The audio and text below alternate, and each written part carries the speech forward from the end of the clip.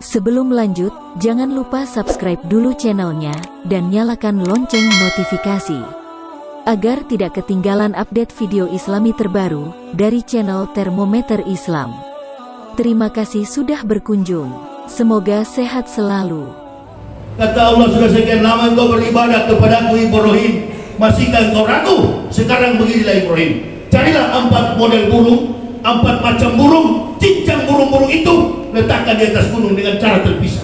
Dagingnya terpisah, bulunya terpisah, dagingnya dicampur antara 4 makhluk spesies burung itu, dan lepaskan di atas gunung. Tak lama kemudian dilakukan oleh Ibrahim. Termasuk dalam catatan sejarah itu burung merak, burung merpati, burung gagak, dan ayam jantan dicincang oleh Ibrahim, diletakkan di atas bukit.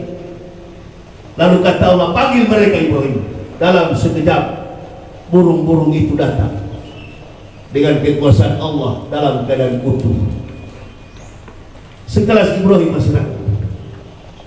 Inilah yang diberikan Allah, mujizat ini kepada Nabi Isa, yang dipalsukan oleh konsep filosofis teologis Kristen. Karena Isa banyak melakukan mujizat, maka mereka bilang Isa ini adalah Tuhan yang menjelma menjadi manusia. Nah, inilah yang saya ajarkan kepada umat Kristen dulu, innalillahi, dosa bukan main. Yesus adalah juru selamat. Ya Pak, karena ini kan di Jawa, jangan pakai selamat, nggak ngerti nanti. Kenapa saya gunakan kata selamat? Kalau di Islam tidak ada juru selamat, sedangkan selamat belum tentu selamat. Selamat, jangan selamat. Ya, Yesus adalah juru selamat, datang ke dunia dengan cara dilahirkan tanpa proses biologis, mati dan dikuburkan dalam pemerintahan Pontius Pilatus, kemudian disalibkan. Innalillahi. Coba cek di Yerusalem, kalau di mana kuburan Nabi Isa, di mana tempat penyaliban Nabi Isa, nonsen, omong kosong, gak ada. Kasihan orang Kristen itu. Bahkan umat Islam pun kadang-kala ikut-ikutan kalau perayaan hari Natal, perayaan tasrik musrik. Ada juga di Pulau Jawa ini yang berani murtad dari Islam untuk memeluk agama Kristen. Kemarin saya ceramah di Malang, ada yang lapor ke saya, seorang ustaz. Ustaz, di Malang ini banyak sekali yang murtad.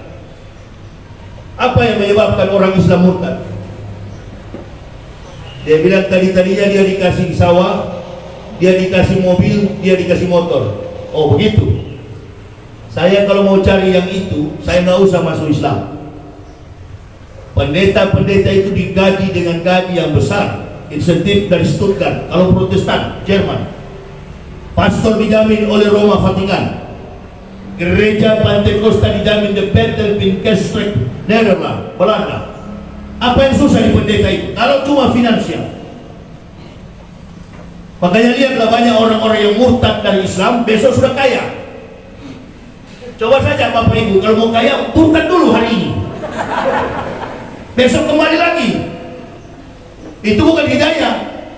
Beda dengan kami, laqad ansalna ayatin mubayyinatin wallahu yahdi may yasha'u ila siratin mustaqim. Sesungguhnya kata Allah, kami sudah menurunkan ayat-ayat yang memberi penjelasan, dan Allah memberi petunjuk kepada siapa yang dikehendakinya. Wallahu bikulli syai'in alim. Ke jalan yang lurus, sesungguhnya Allah Maha mengetahui segala sesuatu. Jadi Allah memberikan petunjuk, laqad ansalna ayatin, melalui ayat-ayat Allah, mubayyinatin, wallahu yahdi may yasha'u ila siratin mustaqim, dan Allah memberikan petunjuk ke jalan yang lurus. Jadi kalau Allah tidak kasih petunjuk kepada orang kafir, insya Allah dia tidak akan beriman kepada Allah. Dengan cara bagaimana? Yang di ayat depan itu, surat An-Nur tadi, ansalna ayatin mubayyinatin, dengan mengkaji isi daripada Al-Quran. Kalau dia orang berkompeten, dia punya kemampuan sains, ilmu pengetahuan di Eropa dan Amerika, makanya Bapak jangan heran orang yang masuk Islam itu tanpa ada Muslim yang menjelaskan kepada mereka. Mereka punya kemampuan intelektual di atas rata-rata.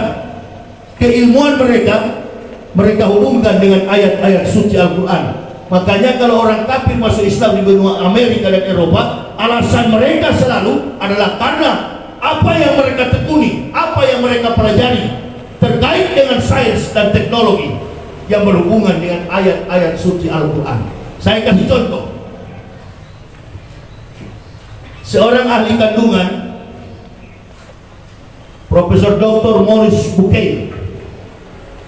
Lagi, ahli kandungan Profesor Dr. Maurice Bucaille.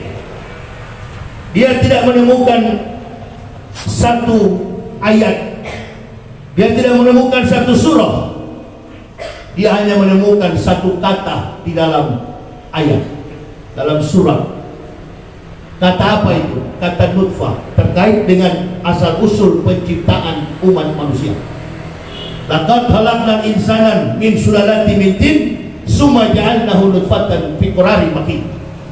Kata Allah, kami ciptakan manusia dari setetes mani, dari air yang hina, dan kami simpan ke dalam kantong rahim yang kokoh. Maurice Bucaille ini orang Perancis, ahli kandungan. Dia terus berpikir, kata nutfah itu adalah setetes air mengandung berjuta-juta sel telur, sperma. Lahirlah saya dan ibu bapa saudara-saudara, disimpan ke dalam kantong rahim yang kokoh, fi qararin makin. Dia terus berpikir, bagaimana mungkin Muhammad ini tahu? Dia bertanya, kapan Muhammad pernah kuliah? Fakultas kedokteran, spesialisasi ilmu kandungan. Ada di dalam Quran surah Al-Insan ayat 12 kalau nggak salah, dan ayat 13 kalau nggak salah. Kalau pun salah, ada bonus karena bekas kafir yang ucapkan. Asal jangan ibu bapak yang salah. Laqad khalaqnal insana. Ada juga dalam Quran surah Al-Mu'minun. Laqad khalaqnal insana min nutfatin amsyaj, mani yang bercampur. Amsyaj naftalihi faj'alnahu sami'an basira. Itu di Quran surah Al-Mu'minun. Yang tadi Al-Insan. Antara satu surah dengan surah yang lain memiliki hubungan yang sangat kuat dan selalu sama. Kalau di Kristen tidak. Matius bilang ke kanan, Markus bilang ke kiri, Yakobus bilang ke kanan, Stefanus bilang ke depan, Paulus bilang ke depan, Tetanus bilang satu ke belakang. Karena kitabnya nama-nama manusia. Matius, Markus, Lukas, Stefanus, Tetanus, Robertus, Septimus, Capticus. Isi kitab Kristen itu innalillahi. Itu bukan Injil. Itu adalah konsep kepalsuan buatan otak dan tangan kotor manusia. Ini kitabnya palsu semua. Kenapa orang Kristen fitnah saya lewat internet? Ahok hina ayat Al-Quran cuma satu, di penjara. Atuh, ini ratusan ayat, kenapa saya nggak dilapor? Kan begitu. Negara kita negara hukum. Ini ratusan ayat saya pelajari. Jadi yang mengislamkan saya bukan orang Islam, yang mengislamkan saya kebohongan, ketidakbenaran. Bible, Kristen, Old Testament and New Testament, Perjanjian Lama dan Perjanjian Baru. Isi the content of Holy Bible. They plus superstition becomes nonsense. Dongeng tambah tahyul sama dengan omong kosong. Coba cari di Al-Quran kalau ada begini. Ini palsu, ada angkanya, tidak ada kata-katanya. Saya tulis di belakangnya konklusi, kesimpulannya. Nabinya tidak sempat menulis karena lagi mudik ke Jombang. Kitab kalau sudah begini, perhatikan anak-anak santri, kalian membawahi gontor ini, orang-orang output gontor ini, orang-orang yang terpercaya di bangsa ini. Contohnya Pak Din Samsudin, output gontor. Pak Hidayat Nur Wahid, output gontor. Pesantren yang paling tua bertahan di tengah tindasan. Jadilah kalian sebagai santri-santriwati yang nantinya bertumbuh dalam pengakuan jujur untuk membela negara dan bangsa, terutama menegakkan dinul haq, dinul Islam. Tunjukkan bahwa saya adalah output gontor. Saya putra terbaik bangsa Indonesia. Kenapa? Karena orang-orang kafir itu akan terus berusaha menggerogoti pikiran dan jiwa orang Islam. Makanya jangan heran kalau banyak kaum muslim sekarang ini di era Joko Widodo ini banyak musim innalillahi, kaum munafik. Bahkan ada yang lain sudah setengah mati jalan, tinggal mau dihitung dengan jari kapan mau meninggal, mau wafat, masih ambisi juga. Dan bukan main-main, itu ulama yang sebenarnya menertibkan dunia ini. Orang yang paling depan menertibkan dunia ini adalah ulama. Hadisnya cukup jelas. Iwamud dunya bi arba'ati asar. Tertibnya dunia bergantung kepada 4 orang. Yang pertama bi ilmi ulama'i, ilmu para ulama. Ulama sibuk dengan urusan politik, bahkan jadi politikus. Saya kan tidak pakai masker ini karena ulama itu. Saya tidak pakai masker karena komentar ulama itu. Awal-awal corona saya pakai, saya berkurung diri, karantina wilayah, lockdown. Saya diam di rumah, 3 bulan saya diam di rumah, sampai saya mendapat inspirasi menulis buku judulnya Munafik. Saya masuk Islam 14 tahun, 14 judul buku saya buat. Tiap tahun saya bikin buku. Jadi kalau orang Kristen mau tantang sama saya, tulis 15 judul buku baru imbang. Kebenaran itu bukan di internet, berdebat di internet secara letterlet, bukan ahli. Debatnya debat kusir.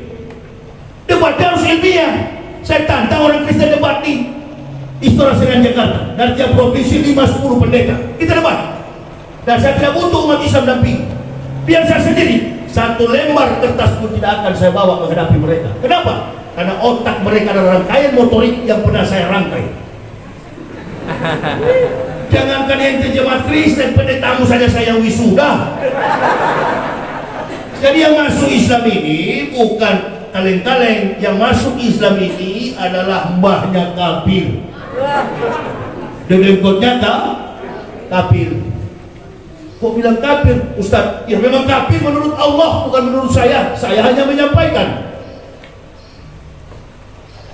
Laqad kafara allazina qalu innallaha masih ibnu Maryam. Kafirlah orang yang berkata Isa anak Maryam adalah Tuhan selain Allah. Jadi jangan hukum saya. Polisi panggil tuh Al-Quran, sini Al-Quran. Kenapa kau bilang orang Kristen kafir? Saya hanya menyampaikan. Kalau kafir berarti apa, Bu? Kalau kafir sejujurnya menurut Allah adalah apa? Al-Anfal 55. Inna syarrul dawabi indallahi lazina kafaru fahum la yu'minun. Sesungguhnya binatang makhluk yang paling buruk di sisi Allah adalah orang-orang kafir. Fahum la yu'minun bikhaus, sebab mereka tidak mau beriman kepada Allah. Sudah binatang yang paling buruk, klasifikasinya paling buruk. Jangan marah, itu fakta daripada kebenaran firman Allah. Bagaimana dalam praktiknya, betul apa tidak? Dianalisis secara hipotesis, dianalisis, dikaji secara produk kehidupan manusia setiap hari. Oh memang betul, kambing hanya tahunya makan, minum, bersegama, beranak pinak. Orang kafir juga begitu, makan, minum, bekerja keras, membanting tulang, mencari nafkah, mengejar-ngejar dunia, bersenggama, hamil, melahirkan, tanpa memerintahkan keturunannya sujud menyembah kepada Allah. Padahal Allah perintahkan, tidaklah aku ciptakan jin dan manusia kecuali sujud menyembah kepada Allah subhanahu wa ta'ala, Rabbul Alamin, pencipta semesta. Itu yang dimaksudkan oleh Allah. Dikaji secara analisis praktik kehidupan umat manusia. Orang-orang mukmin adalah yang beruntung. Qad aflahal mu'minun allazina hum fi sholatihim khashi'un wallazina hum 'anil laghwi muridun wallazina hum fi jakatihim fa'ilun wallazina hum li furujihim hafizun. Beruntunglah orang-orang yang beriman. Apa keberuntungannya? Dijawab oleh Quran surah Al-A'la. Koda aflal man tasaka wa zakara isma rabbih fasolla bal tusiruna hayatad dunya wal akhiratu khairu wa abqa inna hasalafi suhufil ula suhufi Ibrahim wa Musa. Allah, antara satu surah dengan surah lain mempunyai hubungan yang sama. Inilah kitab yang kontekstual, sistematis, teologis, and rasional. Our family never confronts our belief, but coming back to the truth. Jadi kami sekeluarga bukan pindah agama, kami sekeluarga kembali kepada fitrah. Begitu masuk Islam, saya memilih jubah dari 4 sahabat, Umar, Abu Bakar, Utsman, dan Ali. Apalagi di zaman begini rezim laknatullahi begini. Allahu Akbar. Banyak yang memilih jubah Abu Bakar, banyak yang memilih jubahnya Utsman. Saya tetap walking on the right track, menggunakan jubahnya Umar bin Khattab. Berdiri di atas pengakuan yang tegas, menegakkan agama sampai titik darah penghabisan. Akan saya perjuangkan agama ini, kendati dalam perjalanan dakwah memiliki banyak tantangan. Saya kemarin ceramah di Malang, saya katakan, ada orang gila di sini, silakan ganggu saya. Ya, silakan. Kebetulan saya waktu masuk Islam itu kan dituduh sama orang Kristen. Itu pendeta gila, jangan percaya. Itu pendeta begini, stres, Yahya Waloni itu, jangan percaya. Jamaah sampaikan ke saya, ini Ustaz, mereka bilang Ustaz bukan pendeta, Ustaz gila. Ya, saya bukan pendeta, karena sekarang sudah Ustaz. Dulu saya di dengkotnya pendeta. Tidak bisa mereka sangkali, makanya saya bilang kepada teman-teman mualaf, dokumen-dokumen kita jangan sampai hilang. Saya bawa lari, ini yang saya sembunyikan. Pakaian silakan kau bakar, dasi, jas yang mahal, bakar saja, karena itu yang membawa kita ke neraka. Dasi kupu-kupu di peti mayat. Amin ya Rabbal.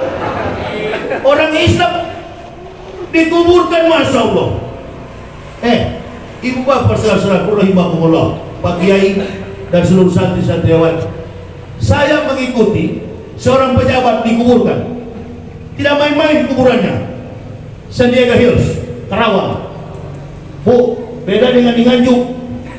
Di Nganjuk mah satu lubang cuma 200.000. Di sana satu lubang sampai 2M.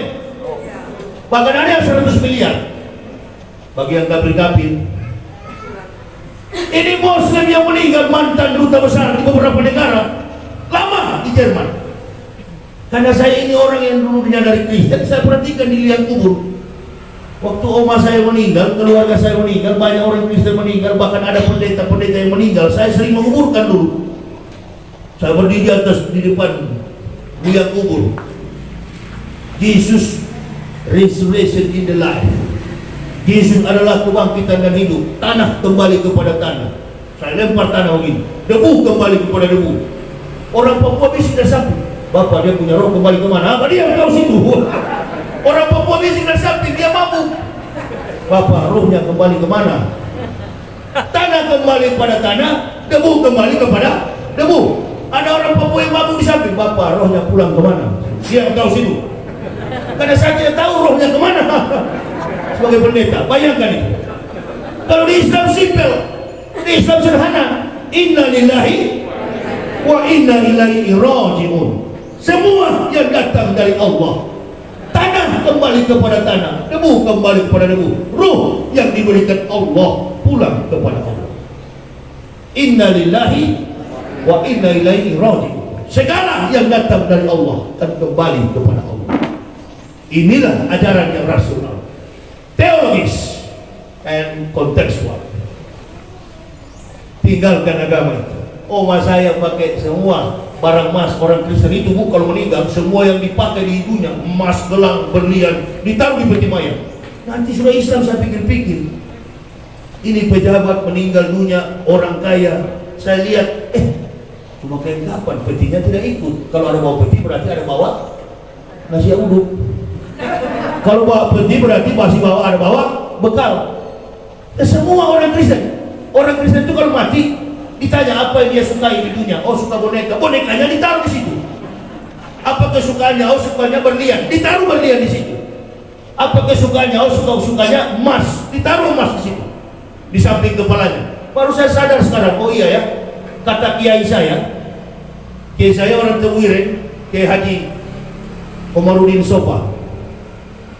Beliau katakan, nanti Pak Yahya 7 langkah orang dari kubur, 7 langkah orang dari kubur, datang 2 makhluk, matanya biru kemerah-merahan, namanya Munkar dan Nakir. Itu akan bertanya. Kalau kepada orang kafir ditanya, nah saya terus berpikir, Masya Allah, berarti waktu oma saya meninggal, orang-orang Kristen meninggal, dia bawa berlian emas.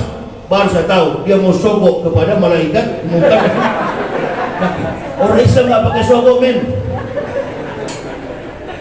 Iqra kitabaka binafsikal yauma alaika hasiban.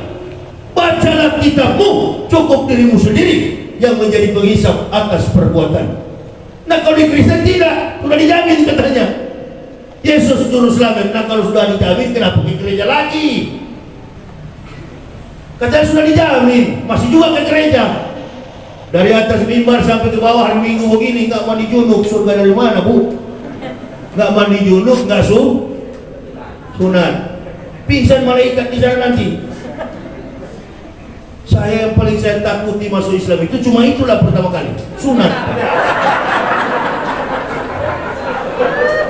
Ini umur sudah 37 tahun.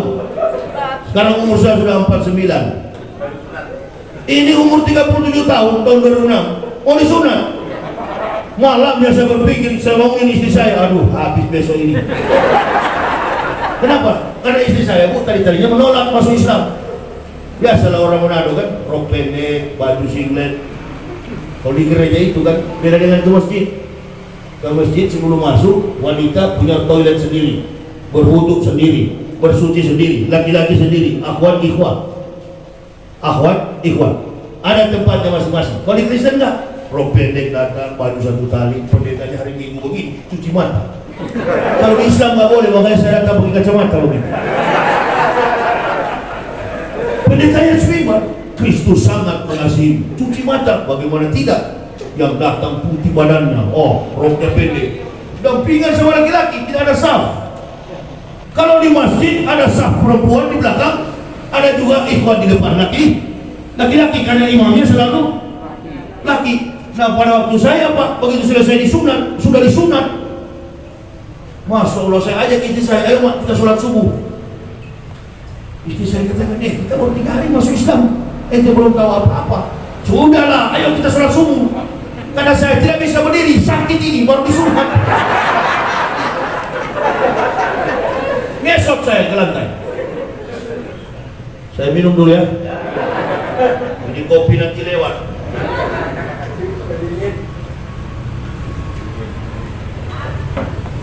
Saya ngesot ke lantai sampai ke depan sajadah. Saya belum tahu bagaimana orang Islam sholat, tapi saya paksakan diri. Saya bilang sama istri saya, yuk kita sholat.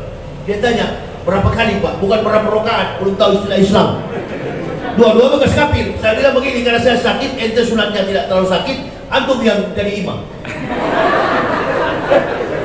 Dia tanya, tengok kemana Pak? Tengok ke jendela.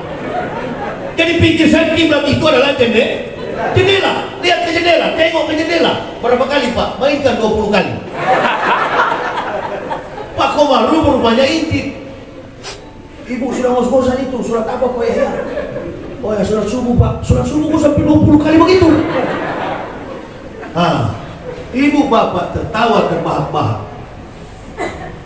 Menurut Kiai, saya tanya kepada beberapa orang Kiai, apakah saya salah Kiai? Tidak, Pak Yahya benar.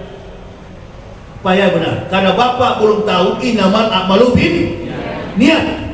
Semua amal tergantung niat. Bapak ingin menyembah kepada Allah, caranya belum tahu karena baru masuk Islam. Dan tidak betul itu. Rumah di samping masjid. As-salatu khairum minan naum. Ini yang membuat Allah menguji kita dengan menghadirkan pemimpin yang solid. Diharapkan kepada para generasi backbone output dari kontor ini. Simak baik-baik. Jadilah kalian santri-santriwati yang berguna bagi negara dan bangsa ini, terutama berguna bagi tegaknya Islam di masyarakat. Cita-cita para pendahulu kita, founding fathers, kebanyakan adalah ulama-ulama kita. Jangan sampai kafir dan komunis menguasai negara kita. Kekuatan kita bergantung kepada generasi Muslim next time, to the next time, untuk waktu yang akan datang.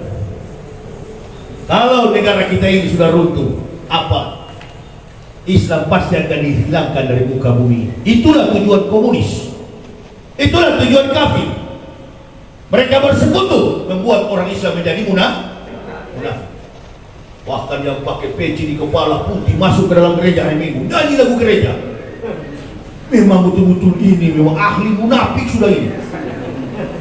Namanya saja kibulin. Apa itu bahasa Jawa ya Pak? Oh, ngibul itu apa Bu? Ngibul. Kalau bahasa Manado, putar balik. Kalau Manado nggak tahu, bahasa Manado putar balik. Putar balik, suka putar balik. Itu. Kalau bahasa Jawa apa ngibul? Cocok dengan makhraj apa abjadnya pas sekali. Memang sudah disebut. Boleh juga kadal, boleh juga. Ya, tetapi mereka menuduh kita kadal kadrun. Gak apa-apa. Kadal melambangkan pejuang, kadal melambangkan petarung, daripada menjadi anjing, penjilat kotoran kafir, pemakan harta orang kafir. Kendati harus membunuh saudara Muslim. Allahu Akbar. Kita bela yang begini. Masjid tidak dijaga, gereja dia jaga. Innalillahi. Saudara Muslim, ustaz dia usir, kiai dia usir. Dengan orang kafir dia bersahabat. Nah, doakan saudara-saudara kita ini supaya kembali kepada fitrah. Jangan munafik terhadap Islam. Saya kalau tidak senang pribadi saya tegur di depan-depan. Dari dulu watak saya begini, keras. Dan saya semua bilang kepada seluruh jamaah di Indonesia, jangan pernah bela perjuangan kami, cukup doa. Dimanapun Ustaz Cahaya dan istri berada ya Allah, dan anak Ibnu Syawal, lindungi dalam naungan rahmat dan pengasihan-Mu ya Allah, supaya Islam ini tegak, Indonesia ini menjadi baik. Jangan mau kita diadu domba dengan para petugas polisi, tentara. Jangan mau. Saya nonton video beberapa hari ini. Sebagai pemimpin yang betul-betul kaliber, jangan pakai lari Pak Jokowi. Hadapi. Ini kan rekam di YouTube nanti ini. Oh iya, saya tidak pernah takut. Paling kalau di penjara 10 tahun, umur saya 49, keluar baru 59. Justru di penjara saya banyak istirahat, ngapal Quran. Jangan antum masuk penjara karena korupsi. Jangan antum masuk penjara karena menyelewengkan hak-hak masyarakat. Antum masuk penjara karena kebenaran. Maka itu adalah berkah dari Allah Subhanahu wa taala. Illa biidznillah, kalau Allah mengizinkan. Makanya harus tegak, semua ustaz harus tegas dalam menyampaikan dakwah firman Allah taala wal hadis. Jangan ada tedek aling-aling, jangan ada kepentingan. Secara manusia saya juga tidak mau datang ke sini jauh dari Jakarta. Tapi karena mengingat kehadiran Bapak Ibu, saudara-saudaraku, apalagi anak-anak santri-santriwati, generasi kita yang nanti ke depan. Anak saya bukan di pesantren Pak, bukan. Anak saya tidak di pesantren, ada dokumennya sekarang. Tapi dia juara satu dai cilik perempuan. Ditanya, Waloni dari mana nak? Waloni cuma satu Pak, yang Islam. Saya anaknya Ustaz Yahya. Oh, Ustaz Yahya yang lemah lembut itu? Iya. Anak saya juga iya kan? Umur 8 tahun, perempuan, kakaknya Ibnu. Tidak boleh menyampaikan ini sebenarnya riak, tapi saya sampaikan karena kami bangga, kami dari kafir berprestasi dalam iman Islam. Amin. Jangan cuma berprestasi secara akademik, jangan cuma berprestasi secara iptek, ilmu pengetahuan teknologi. Banyak orang-orang pintar beragama Islam, buta agama, akhirnya berkhianat terhadap agama. Banyak orang Islam yang berpangkat jenderal sekalipun berkhianat dengan Islam. Padahal waktu mau jadi tentara, mau jadi polisi, mau jadi pejabat, mau jadi presiden, meminta bermunajat kepada Allah, pura-pura merayat ke rumah-rumah kiai. Mbah Yai, tolong doakan supaya saya jadi pejabat. Didoakan oleh kiai, ini air, minum. Sukses, lulus jadi pejabat. Begitu jadi pejabat, innalillahi, ngurus agama, benci kepada agamanya Islam, good looking. Untuk menutupi dirinya yang bodoh, buta agama, nggak bisa bahasa Arab, speak Arabic, dia juga nggak bisa baca Quran, maka yang dia serang adalah padahal dia sendiri beragama. Allahu Akbar. Ini yang orang kafir tunggu-tunggu, karena kafir tidak pernah berhasil melawan Islam. Cara salah satunya pakai orang Islam untuk menghancurkan Islam.